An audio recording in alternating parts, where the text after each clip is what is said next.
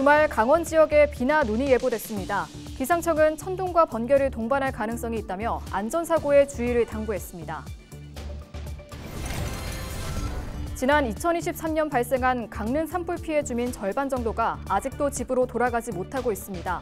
지난 3월 발생한 산불 이재민들은 언제쯤 집으로 돌아갈 수 있을지 짚어봤습니다. 춘천시가 옛 캠프페이지 부지 개발을 위해 도시재생 혁신지구 공모를 준비하고 있는 가운데 강원도와 춘천시의회 등이 반대 입장을 밝히고 있습니다. 공모 접수를 앞두고 논란은 쉽게 가라앉기 어려워 보입니다. 강원 지역 18개 시장 군수들이 산불지나 임차 헬기 운영을 위해 국비 지원을 요청했습니다. 강원자치도 시장군수협의회는 또 지역 상품권 지급을 위한 국비 지원을 촉구했습니다.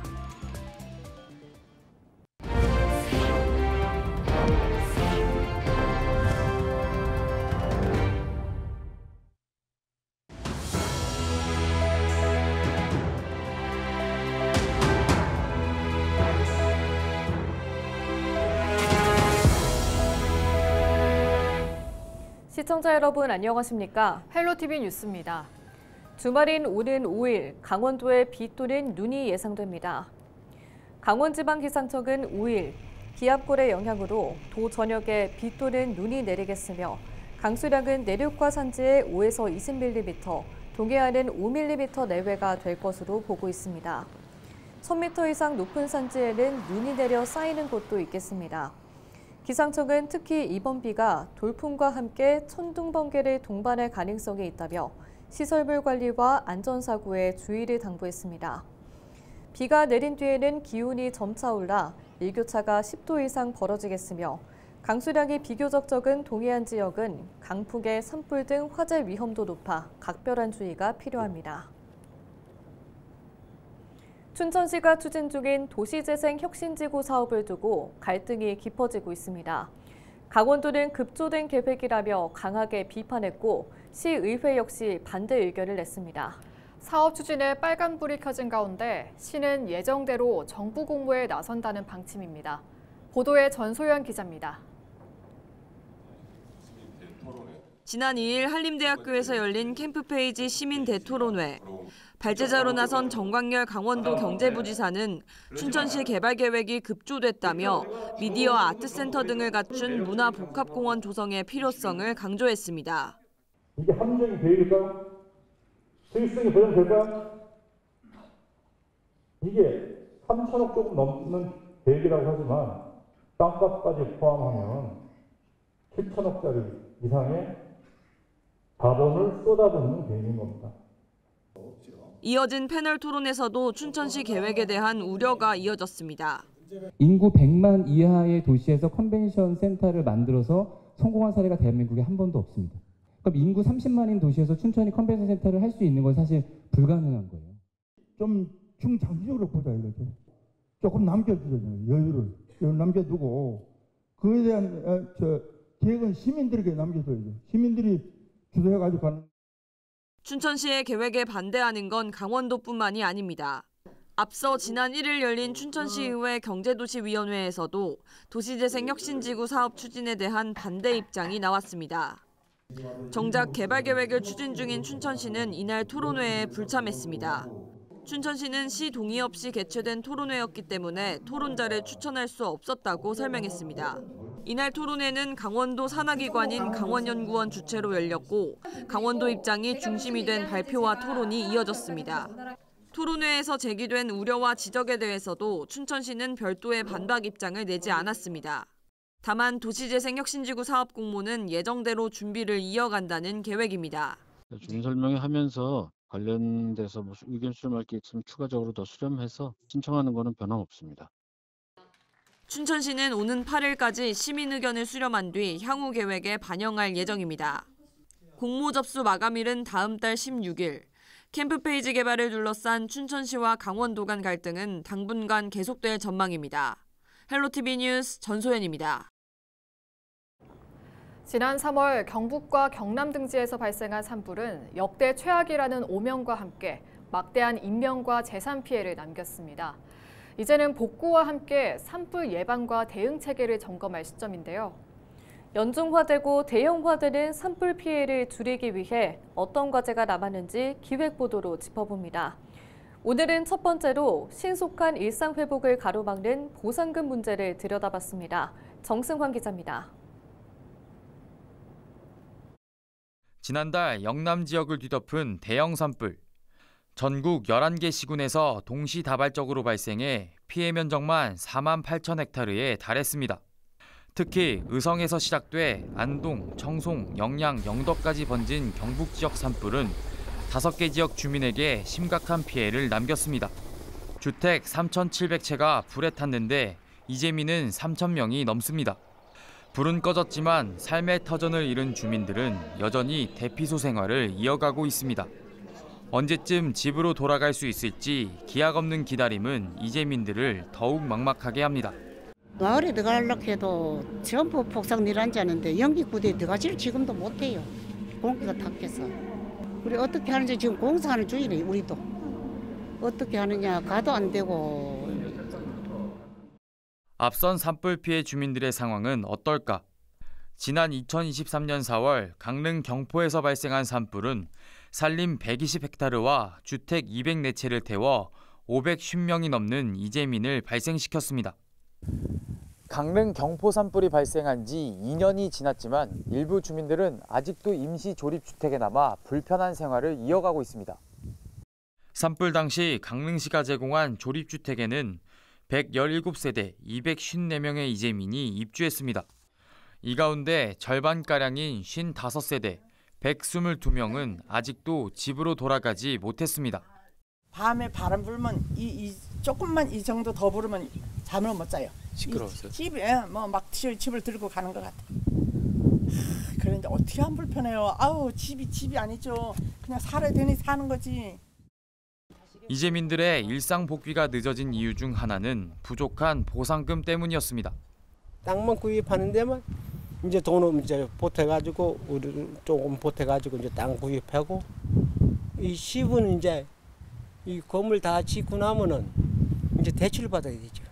앞으로가 어렵죠.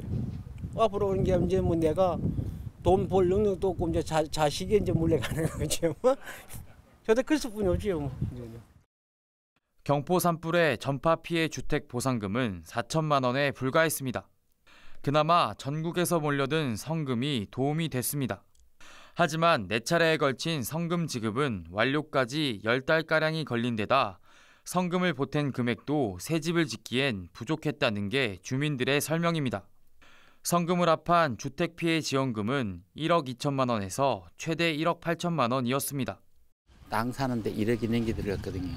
그러니 우리 그 보상 나온 게 뭐 2억도 못 나와서 1억 얼마 나왔겠지.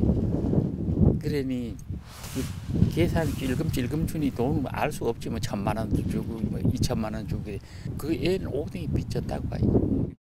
지난 2022년 경북 울진 강원 삼척 산불 때도 이재민 보상은 정부 지원금과 민간 성금을 합쳐 최대 1억 2천만 원 수준이었습니다. 대형 산불이 날 때마다 보상금 현실화 요구가 반복되는 이유입니다. 산불은 꺼졌지만 이재민의 시간은 여전히 멈춰 있습니다.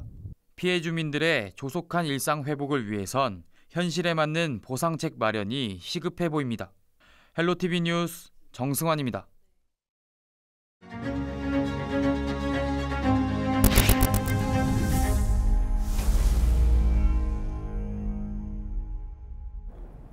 많은 인명과 재산 피해를 낸 산불 소식도 전해드립니다.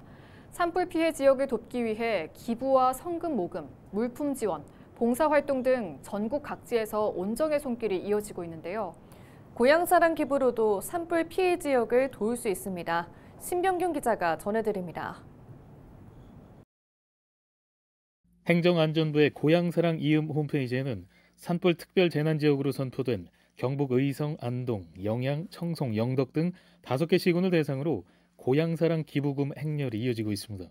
2일 오후 2시 기준 고향사랑 기부 금액은 의성군 7억 9,011만 원, 영덕군 7억 7,092만 원, 안동시 6억 8,339만 원, 영양군 2억 1,716만 원, 청송군 2억 696만 원으로 나타났습니다. 지난달 26일부터 2일 오후 2시까지 2만 3천여 명이 참여해 고향사랑 이음을 통해 경북 5개 지자체에 모인 기부 금액은 26억 원을 넘었습니다. 지난해 모금액보다 100배 이상 많은 금액입니다. 고향사랑 기부제는 재난과 위기 상황에서 피해 지역에 직접적인 도움을 줄 수 있는 제도입니다. 기부는 고향사랑 이음 사이트에 접속해 기부하기, 지역 선택, 특정 사업 선택, 산불 피해 복구 긴급 모금 순으로 참여할 수 있습니다. 의성군을 비롯한 산불 피해 지역 지자체는 삶의 터전을 잃은 주민들이 일상으로 복귀할 수 있도록 고향사랑 기부에 적극적인 참여를 당부했습니다. 의성군은 현재 의성 산불 피해 복구를 위한 긴급 모금을 고향사랑 기부제 지정기부 사업으로 추진하고 있습니다. 이번 송금 모금은 산불 피해 현장 복구와 주민들의 일상 회복, 지역 산림 복원 등에 쓰일 예정입니다. 의성군을 비롯한 산불 피해 지역이 빨리 일어날 수 있도록 고향사랑 기부에 동참해 주시면 감사하겠습니다. 전국 자치단체들도 산불 피해 지역 돕기에 동참하고 있습니다. 대구시는 재해구호기금 5억 원을 경북 5개 시군에 1억 원씩 전달했습니다. 속옷과 양말 등 생필품 15,000세트, 마스크 12,000개를 보냈고 추가 지원을 검토하고 있습니다. 고향사랑 기부제는 고향 발전을 위해 기부금을 내면 세액공제와 답례품을 지급하는 제도입니다. 기부금 10만 원은 전액, 10만 원을 초과하면 16.5%에 대해 세액공제를 받을 수 있습니다. 기부금의 30% 한도에서 지자체가 마련한 답례품도 제공됩니다. 역대급 산불로 현재까지 경북 지역 5개 시군에서는 주택 3,900여 채가 불에 탔고 이재민 3,300여 명이 대피소 생활을 하고 있습니다. 고향사랑 기부로 삶의 터전을 잃은 이재민들에게 사랑과 희망을 나눌 수 있습니다. 헬로티비 뉴스 신병균입니다.